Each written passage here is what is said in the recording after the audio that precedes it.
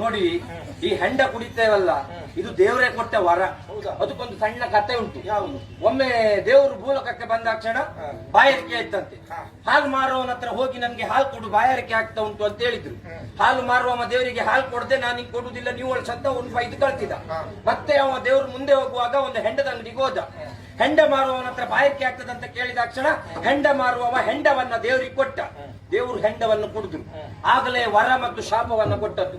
ಹಾಲು ಮಾರುವವನಿಗೆ ಶಾಪ, ಇವತ್ತಿನ ಮೇಲೆ ನೀನು ಮನೆ ಮನೆ ಹುಡ್ಕೊಂಡು ಹೋಗಿ ಹಾಲು ಹಾಕುವಂತ ಶಾಪ ಕೊಟ್ರು.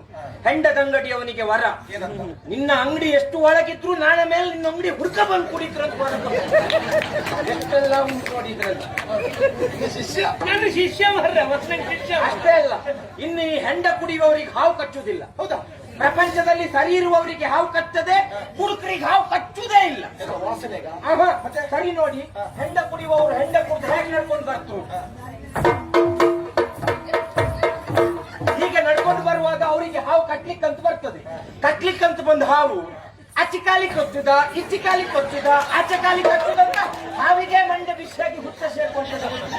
ಅಷ್ಟೆಲ್ಲ ಪ್ರಯೋಜನ ಉಂಟು. ಎಲ್ಲ ಪ್ರಯೋಜನ ಉಂಟು. ಬಹುಪಯೋಗಿ ಸರಾಯಿ ಶಿಷ್ಯ ಆಗ್ತದಲ್ಲ. ಖಂಡಿತ. ಹಾಗಾದ್ರೆ ಮಕ್ಕಳೇ, ಮರೆಯುವುದಕ್ಕಾಗುವ ವಿಷಯ